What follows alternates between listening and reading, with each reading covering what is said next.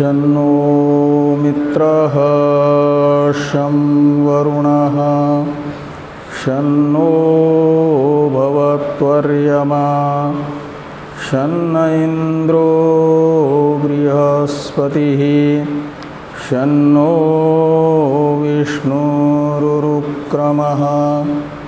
नमो ब्रह्मणे नमस्ते वायो त्वमेव प्रत्यक्षं ब्रह्मासि त्वामेव प्रत्यक्षं ब्रह्म वदिष्यामि ऋतं वदिष्यामि सत्यं वदिष्यामि तन्मामवतु तद्वक्तारमवतु अवतु माम् अवतु वक्तारम् ॐ शान्ति शान्ति शान्तिः। शङ्करं शङ्कराचार्यं केशवं बादरायणं सूत्रभाष्य कृतौ वन्दे भगवन्तौ पुनः पुनः। ईश्वरो गुरुरात्मेति मूर्तिभेदविभागिने व्योमवद्व्याप्तदेहाय दक्षिणामूर्तये नमः। ॐ शान्ति शान्ति शान्तिः।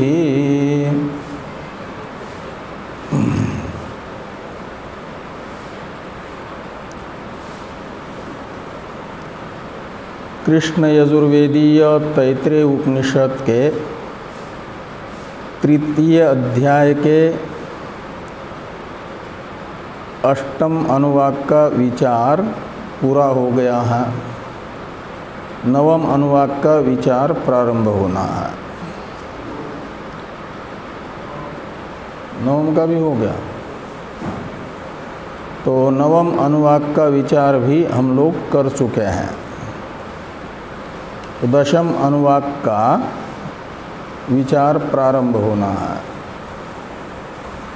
तो दशम अनुवाक में जो प्रथम कंडिका है इसका पहले उच्चारण कर लें हम लोग।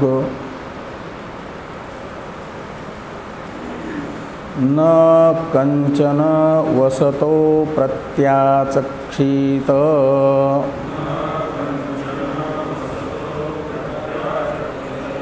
तद्व्रतं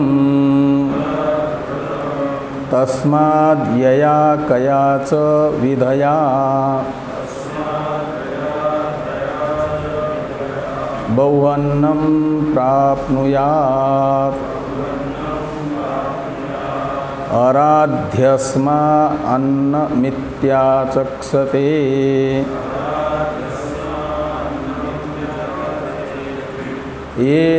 एतद्वै मुखतो अन्नं राद्धम्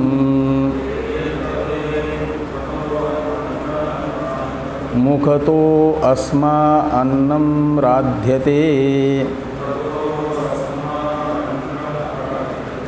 एतद्वै मध्यमतो अन्नं राद्धम्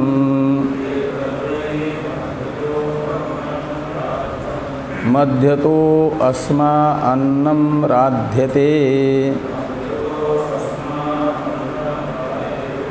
एतद्वा अन्ततो अन्नं राद्धम् अन्ततो अस्मा अन्नं राध्यते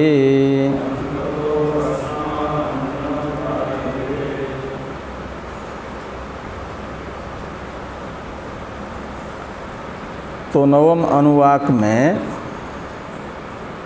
जो प्रथम वाक्य आया था अन्नम बहुपूर्वीत तद्व्रतम,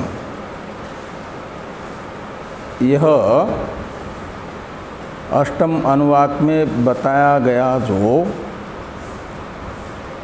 एक उपासन है आप और ज्योति का अन्न अन्नादत्व गुण से विशिष्टतया चिंतन उपासन, उसके लिए अंगभूत नियम बताने वाला था। अन्नम बहुपूर्वीत तद्व्रतम, अन्न बहुकरण ये नियम है। आप और तेज के अन्न अन्नादत्व गुण से चिंतक के लिए, उपासक के लिए। और इस वाक्य के बाद पृथ्वी तथा आकाश की भी अन्न अन्नादत्व गुण से विशिष्टतया उपासना बताई गई।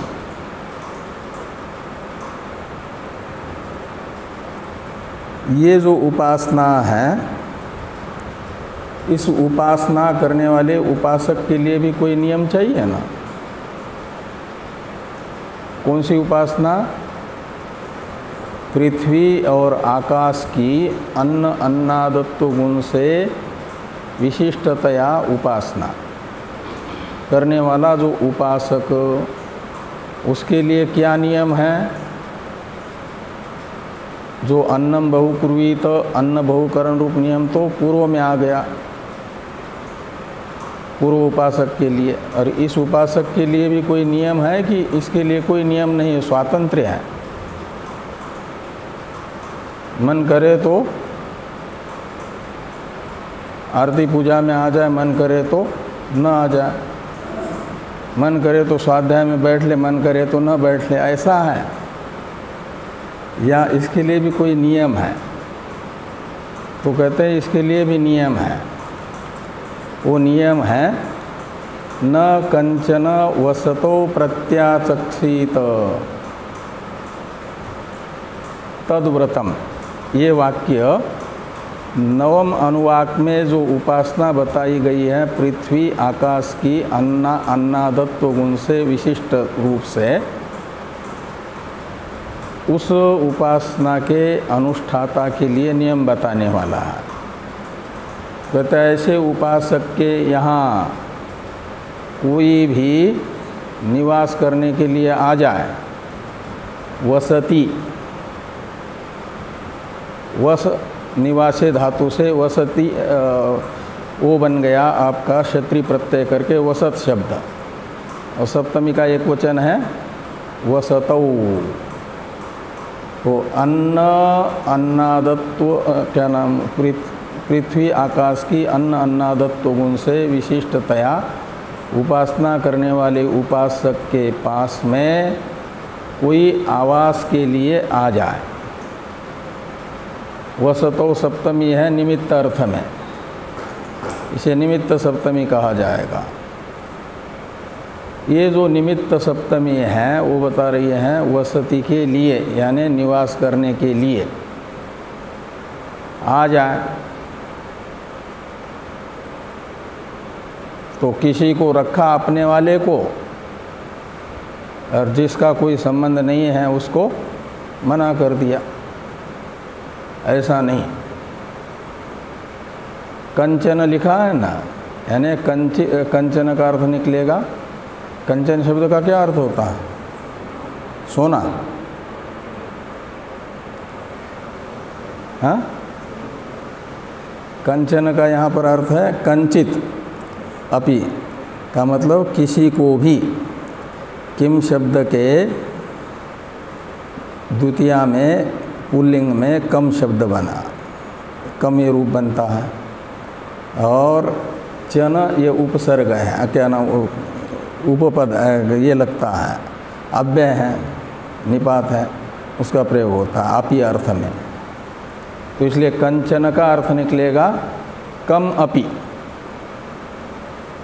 न प्रत्याचक्षित। तो किसी को भी हटाए न, प्रत्याचक्षित का अर्थ है निवारण कर लें, और न प्रत्याचक्षित का अर्थ है निराकरण कर ले, निराकरण न करें, ये न प्रत्याचक्षित का अर्थ निकलेगा, यानी उसे मना न करें। जैसा अतिथि देवो भव के अनुसार नियम है, उस नियम के अनुसार कम से कम 3 दिन तक तो रखे ही। तो कोरोना से पीड़ित हुआ होकर के आएगा तब भी तब यानी आत्म रक्षा करते हुए, बाकी सबकी रक्षा करते हुए, सुरक्षित अपने आप को भी और जो रह रहे हैं उनको भी रखते हुए, यदि कोई आता है तो उसको भी रख लें, बाकी नियम के साथ रहें। 3 दिन तक तो देवता है वो। तो न कंचन वसतो प्रत्याचक्षित का अर्थ निकलेगा कम अपि, यानी किसी को भी वसतो यानी निवास निमित्तक मना न करें, निवास दे दें। ये भारतीय संस्कृति है।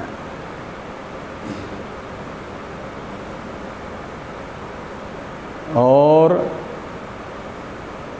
तद्व्रतम, इसके विषय में कहते हैं यही नियम है किसके लिए, पृथ्वी और आकाश की अन्न अन्नादत्व गुण से विशिष्टतया उपासना करने वाले उपासक के लिए ये नियम है।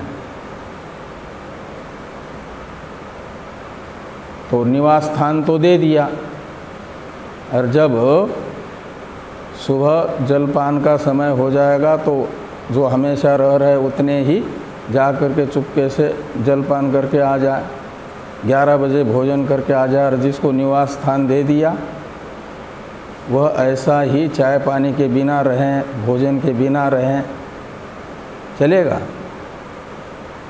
निवास दिया का मतलब है खाने पीने की भी व्यवस्था करनी है। तो इसके लिए कहते हैं, अर्थात ये सिद्ध होगा भोजन की भी व्यवस्था उसकी कर लें। निवास दिया है तो भूखा नहीं रखना है। तो तस्मात् यही कहा जा रहा है कि तस्मात् यया कयाच विधया बहुवन्नम प्राप्नुयात्। तो तस्मात् शब्द के द्वारा अपेक्षित यस्मात् का अध्यार कर दीजिए और अर्थ निकलेगा जिस कारण से निवास दिया है तो उसके भोजन आदि की भी व्यवस्था करनी है। तो भोजन आदि के लिए अन्न का संग्रह करके रख लें। ये यहाँ पर कहा जा रहा है कि तस्मात् यानी इसी कारण से आए हुए अतिथियों को आवास दे रहे हो तो उनके भोजन की भी व्यवस्था अर्थात प्राप्त हुई, जिस कारण से, उस कारण से अन्नम बहुवन्नम प्राप्नुयात्, यानी अधिक मात्रा में अन्न को प्राप्त कर लें। कहाँ से लाएंगे? तो कहते यया कयाच विधया, यानी येन केन प्रकारेण। येन केन प्रकारेण का मतलब चोरी करके भी तो नहीं, दूसरा शास्त्रीय उपाय है तो वो भी कर लें, लेकिन शुद्ध भावना से करेंगे केवल अतिथि सेवा के लिए तो वो भी मंजूर है। किस लिए? कबीरदास जी ने ऐसे किया था ना। कई संतों के जीवन में आता है, घर में कुछ नहीं, अतिथि आ गए तो दुकानदार उधार दे नहीं रहे हैं तो चोरी करके भी उसके यहाँ से लाया, भोजन पानी करा दिया। इसलिए कई संत लोग तो, सिद्ध संतों की बात आती है कि गंगा किनारे रहने वाले, नर्मदा किनारे रहने वाले, घी कम पड़ गया तो कहा कि इतने टिन जल ले आओ गंगा जी का और उसमें से घी का काम उसी से कर लो। लेकिन बाद में जब आएगा घी तो उतना घी गंगा जी में डलवा भी देते थे। ये नहीं कि इतना महंगा घी, शुद्ध घी क्यों गंगा जी में डाल रहे हैं, तो गंगा जी से उधार लिया था। उनकी आंतरिक संवाद गंगा जी देवताओं से ऐसी प्रकार का होता है ना। हमको तो दिखेगा पानी, लेकिन गंगा जी ने पानी नहीं दिया था केवल जो हमारे आँख से दिख रहा, वो घी दिया था। इसलिए तो घी का स्वाद आ रहा था। गंगा जल पिलाएंगे तो घी का स्वाद आएगा आपको, लेकिन घी का ही स्वाद उन लोगों को आता है। तो मतलब गंगा जी ने घी दिया था, फिर जो उधार में लाया था वही ना उनको वापस करना पड़ेगा। तो इसके लिए कहा कि ऐसे शास्त्र सम्मत जो कोई भी मार्ग है उसी से पहले धन ये द्रव्य अर्जित कर लें। बहुअन्नम प्राप्नुयात, अन्न की प्राप्ति कर लें। उद्देश्य होगा देवता के रूप से अतिथियों की सेवा। तब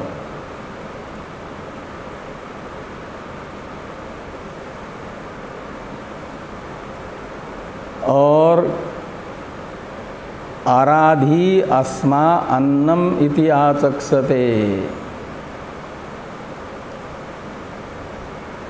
इसलिए क्या होता है तो कहते हैं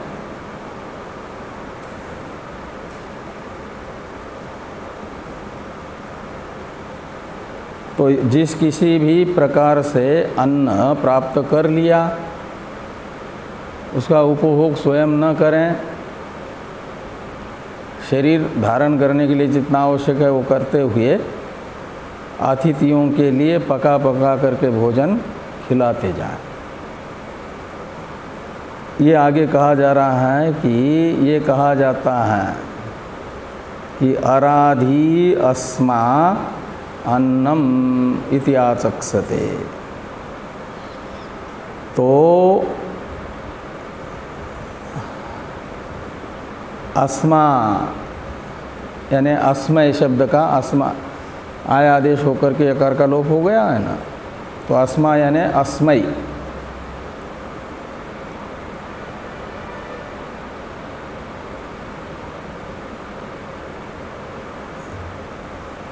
यह अन्नदान का महात्म्य बताया जा रहा है कि अस्मय यानी अस्मय का अर्थ निकलेगा, चतुर्थी अंत पद है ना, परामर्शक होगा किसका, वो अतिथियों के लिए अन्न बहुत प्राप्त करके खिलाने वाले के लिए, आवास और अन्नदान करने वाले के लिए, उसका परामर्शक है अस्मय शब्द।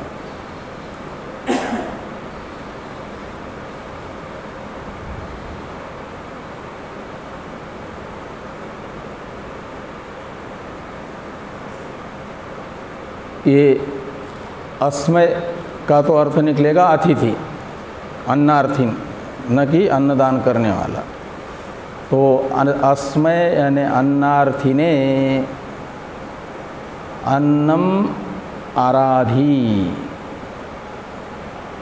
आराधी का अर्थ है पकाया, भोजन बनाया। किसके लिए, तो अस्मय यानी अन्नार्थिने। यमुनोत्री गए हो कि नहीं कभी? यमुनोत्री, वहाँ एक हनुमान मंदिर है, बैरागी महात्मा रहता है, वैष्णव महात्मा।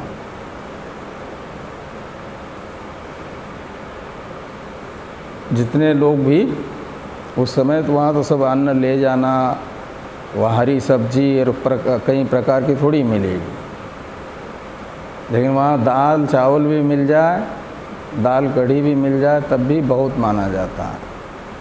तो जो उनके पास अन्न होगा उसको पकाते हैं, भोजन बनाते हैं, यमुना जी को भोग लगाते हैं। और फिर वहाँ गर्म कुंड है, वहाँ पर जा कर के कहते भोजन की हरिहर, भोजन तैयार है आ जाओ। हरिहर का मतलब होता है अब तैयार, घंटी लग गई, चलो। तो थके मांदे लोग जाते, पहले तो हनुमान चट्टी से पैदल ही चलना पड़ता था, अब तो काफ़ी पास में हो गया, 4 किलोमीटर ही चलना पड़ता है। और थके मांदे गए हुए व्यक्ति भूखे प्यासे, उनको जो मिल जाए वो अमृत होता है उस समय का। वो भोजन हम लोग गए तो कढ़ी और चावल, लेकिन वो कढ़ी चावल यहाँ का जो अच्छा से अच्छा भंडारा खाने से जो तृप्ति होती नहीं है, उससे अधिक तृप्ति देने वाले होते हैं। क्योंकि भूख लगने के बाद जो मिल जाए खाने को, वो तो अमृत जैसा बन जाता है ना। तो ऐसे इन सब श्रुति वाक्यों के अर्थ का पालन करने के लिए कई कई जन्म साधक बिताते हैं, तब जाकर के अंतःकरण की योग्यता आती है। भोजन बना बना करके खिलाते हुए, परिश्रम करते हुए लोगों को ये कर रहे, कोई स्वार्थ नहीं है, तो उससे जो है अंतःकरण की योग्यता बनती है। इसलिए तो बहुनाम जन्मनाम अंते ज्ञानवान माम प्रपद्यते है ना। तो अन्न क्षेत्र वगैरह चलाने की परंपरा ही तो काली कमली वाले, पहले ऋषिकेश में महात्मा लोग अपनी अपनी पूर्ण कुटिया बना करके रहते थे, कंदमूल खा करके रहते थे। कहीं बेल कच्चा पका, उसको अपना अग्नि में भून करके खाते थे। अन्न भोजन की कोई व्यवस्था नहीं थी। तो काली कमली वाले बाबा कहते हैं वहाँ कलकत्ता वगैरह में जा करके इधर उधर रोज़ दिन भर भिक्षा मांगते थे। तो ढेर सारी रोटियां एकत्रित होते थे, फिर उसको सुखाते थे। लोगों ने देखा कि ये जो है बाबा दिन भर मांगता है और है अकेला बाबा, रोटियां करता क्या है इतनी। तो देखा तो कहीं रोटियां सेक करके बाद में बोरी में पैक कर देते हैं, और बोरी में पैक करके ट्रेन से इधर ऋषिकेश लाते हैं, और वहाँ भी कुटियाओं में महात्माओं के जा करके दे देते एक एक बोरी। और महात्मा लोग वही सूखी रोटी, गंगा जल, कभी नमक पास में है तो नमक उस जल में मिला करके खा लेते हैं, भजन करते हैं। ये पहली स्थिति थी। फिर वो एक बार इन लोगों ने कहा कि चलो यहाँ तो देखा हमने कि बोरी में भर रहे हैं, आगे क्या करते ये देख लेते हैं। तो यहाँ तक आए सेठ लोग और देखा कि ये तो अलग अलग कुटियाओं में बैठे हुए महात्माओं को, वो भी साधना को छोड़ करके इधर उधर नहीं जाने वाले महात्मा पहले हुआ करते थे। साधना के लिए समय नहीं है तो, नहीं तो वो भी कहीं ना कहीं अन्न लेने के लिए जा सकते थे, लेकिन साधना करनी है तो कहते हैं कि ये वहाँ से लाते हैं, इतना परिश्रम करते हैं, उससे अच्छा है कि संतों को चलो हम लोग ही चंदा करके अन्न क्षेत्र खोलते, यहीं पर भोजन बन जाए। भिक्षा लेने के लिए आना भी उनको समय साधना से निकालना मुश्किल हो जाता था कई कई संतों को। तो शिवानंद जी महाराज रहते थे उधर, जहाँ आज 200-250 रोज़ भोजन करते हैं, लेकिन उनको भी भोजन 8-8 दिन तक मिलना मुश्किल होता था।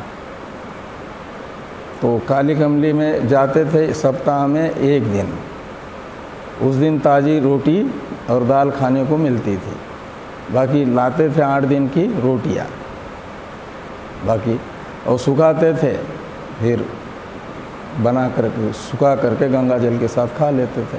फिर अपने एक दिन में जाते थे सप्ताह में लेने के लिए।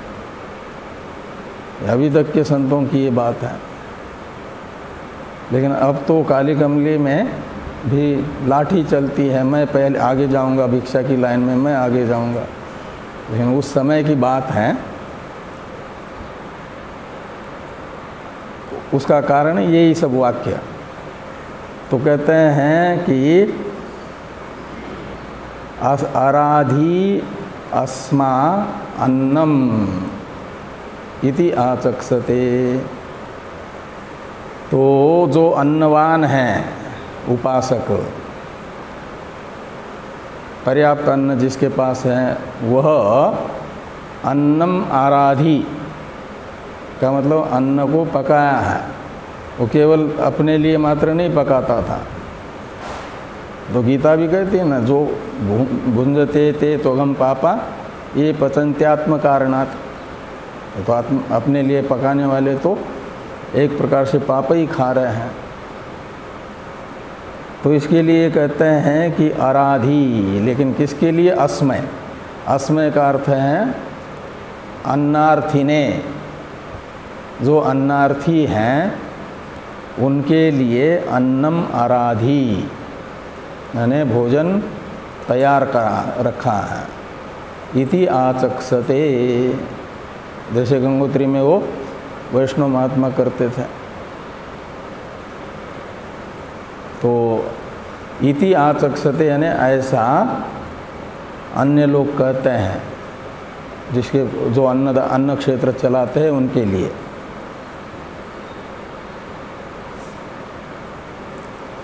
अब ये अन्न दूसरों के लिए पकाना और भोजन कराना 3 प्रकार से होता है। वो 3 प्रकार बताए जा रहे। तो इन 3 प्रकार में से जिस प्रकार से हम सामने वाले को भोजन कराते हैं, उसी प्रकार से हमें भविष्य में अन्न मिलता है। वो 3 वृत्तियाँ बताई जा रही यहाँ पर। एक मुख्य वृत्ति, एक मध्यम वृत्ति और एक अधम वृत्ति। तो ये तद्वये मुखतो अन्नम राद्धम। तो मुखतः शब्द का अर्थ भाष्यकार भगवान 2 प्रकार का करेंगे। एक तो प्रथम आयु में, कई लोग होते हैं बचपन से ही पूर्व जन्म के संस्कार होते हैं, जो अपने लिए माता पिता से, अभिभावकों से मिलने वाला जो जेब खर्च है, उससे आवश्यक मंद के लिए अन्न आदि, भोजन आदि कराते हैं, अन्न वगैरह देते हैं। तो ये बचपन में मिलने वाला जो खर्च अभिभावकों के द्वारा, उससे वो प्रथम वय समझना। तो बचपन में आप अन्नदान कर रहे हैं, तो आपको फिर कभी भविष्य में बचपन में ही साधु भी बन जाओ, तो कहीं भूखे रहने की ज़रूरत नहीं पड़ेगी। और बचपन में आप बड़े सम्मान के साथ लोगों को भोजन कराते हो, तो आपको भी सम्मान के साथ भोजन भविष्य में मिलेगा, साधु जीवन में भी। तो ये कहते हैं कि ये तद का अन्वय करना अन्नम के साथ, राद्धम अन्नम के साथ। अन्नम के राद्धम ये भी विशेषण है ना, और ये सर्वनाम भी उसी के साथ परामृष्ट होगा। तो ये जो पका हुआ अन्न है, वह प्रथम वय का अर्थ कर लो, यानी बचपन से ही सेवा में लगा है, या मुख्य वृत्ति ये अर्थ कर लो। मुख्य शब्द के 2 अर्थ भाष्य में आएंगे, एक प्रथम वय और दूसरा मुख्य वृत्ति। और वृत्ति यानी आपका व्यापार, शरीर का, मन का, वाणी का अन्नार्थी के लिए किस प्रकार का हो रहा है। सम्मान सूचक शब्दों से बोल रहे हैं, सम्मान सूचक शब्दों से ही शारीरिक व्यवहार भी कर रहे हैं, वाणी का भी व्यवहार, शारीरिक व्यवहार भी सामने वाले का जिससे सम्मान हो, भिखारी समझ करके नहीं। और ये मानस चिंतन भी उसी प्रकार का, कि ये देवता है, हमें सेवा का अवसर देवता ने दिया है, ऐसा समझ करके यदि अन्नदान करता है तो ये अन्नदान हुआ मुख्य वृत्ति से अन्नदान। यहाँ मुखतः शब्द से वो लेना, ससम्मान अन्नदान। तो ये तद्वै अन्नम राद्धम, मुखतः यानी ससम्मान पूर्वक वो अन्नम राद्धम, तो वो क्या करता है? अन्न आपने दूसरों को दिया हुआ ससम्मान पूर्वक अन्न भविष्य में आपके सामने भी ससम्मान पूर्वक आ जाता है। ये कहते हैं कि मुखतो अस्मा अन्नम राध्यते। अब ये या कयाचित वृत्त्या शब्द से जो ग्रहण किया जा रहा था, कभी अपने शुद्ध उद्देश्य की पूर्ति के लिए दूसरा भी मार्ग अपनाना पड़े तब भी बहुअन्न प्राप्नुयात्, ये कहा था ना। तो जब उस अन्न से आपने ससम्मान सेवा की तो भविष्य में वो आपके द्वारा प्रदत्त जो जिस किसी प्रकार से प्राप्त किया हुआ अन्न ससम्मान पूर्वक दिया जाता है, तो वह भविष्य में आपके पास कई गुना ससम्मान अन्न आ जाता है। आप जहाँ बैठे हैं वहीं बैठे रहोगे, पर्याप्त अन्न आएगा और सम्मान पूर्वक आएगा। ये यहाँ पर कहा कि मुखतो अस्मा अन्नम राध्यते। इस अस्मा शब्द का अर्थ है अस्मय, यानी अन्नदाय, अन्न देने वाले के लिए। वो जो पहले दिया हुआ अन्न है वह सम्मान पूर्वक प्राप्त होता है। लोग ससम्मान भोजन कराते हैं, अनादर पूर्वक नहीं कराते। मान लो कभी आप ऐसे पहाड़ की यात्राओं में फंसे और वहाँ कई दिनों के भूखे हैं, उस व्यक्ति कहीं एक आध व्यक्ति ने आपको, पहाड़ी व्यक्ति ने रख करके सम्मान पूर्वक एक दिन भोजन आदि कराया, मार्गदर्शन किया कि ऐसे जाओ, और सालों बाद फिर कभी वो व्यक्ति आपके यहाँ आएगा तो उसको आप जितना सम्मान आपका उसने किया था उससे अधिक ही सम्मान पूर्वक रखोगे कि नहीं रखोगे? यदि कृतज्ञ हैं तो ज़रूर ऐसा ही करेंगे, और कृतज्ञ हैं तो उसकी बात ही अलग। तो वो अन्न प्राप्त किया हुआ जो अन्न है वो आपको मजबूर कराएगा वैसा ही दिलाने के लिए, वैसा ही आपके पास आएगा। तो मुखतो अस्मय अन्नम राध्यते, प्रथम वय में कहो या ससम्मान पूर्वक कहो, अन्न अन्य लोग आपके लिए पकाएंगे, अन्नदान करने वाले के लिए। और यही अन्न यदि मध्यम वृत्ति से दिया जाता है तो क्या होता है? तो कहते हैं एतद् वै मध्यमतो अन्नम राद्धम। तो एतद् अन्नम मध्यमतः एतद् अन्नम राद्धम। राद्धम का अर्थ है पकाया गया, अन्नार्थी के लिए ऊपर से जोड़ देना।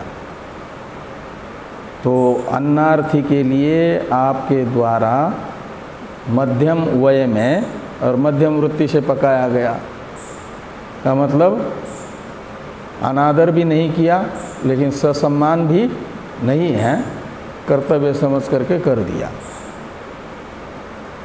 ये मध्यम वृत्ति हुई, और इस मध्यम वृत्ति से फिर आपको भी वैसा ही अन्न मिलेगा। मध्यम वृत्ति से आप कहीं गए हैं तो आपकी सेवा भी करना, आपको भोजन कराना सामने वाला समझेगा कि हमारा कर्तव्य है।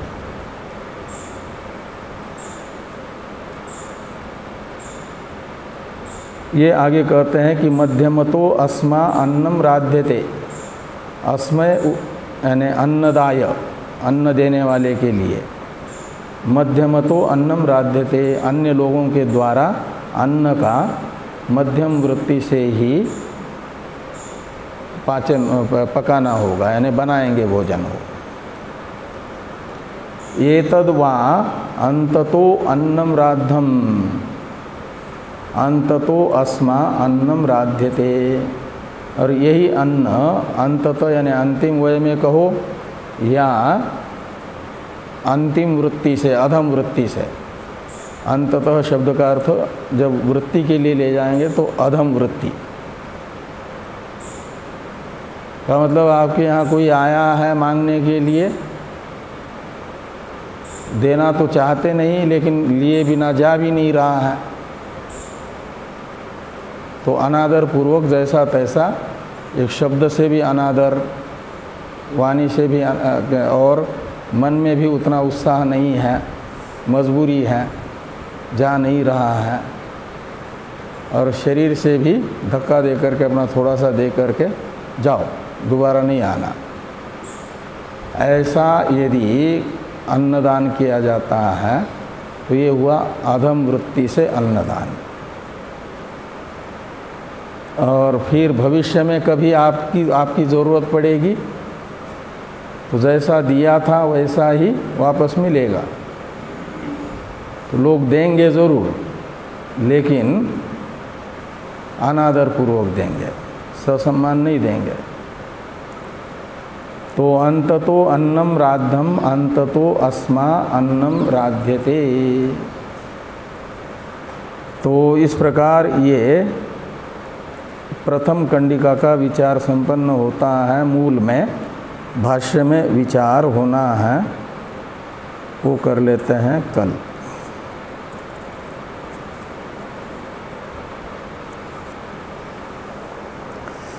ओम शन्नो मित्रः शं वरुणः शन्नो भवत्वर्यमा शन्न इंद्रो बृहस्पतिः शन्नो विष्णुरुक्रमः।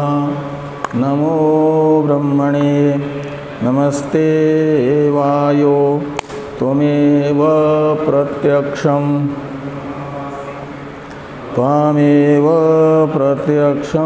ब्रह्म वदिष्यामि ऋतं वदिष्यामि सत्यं वदिष्यामि तन्मामवतु तद्वक्तारमवतु अवतु माम्।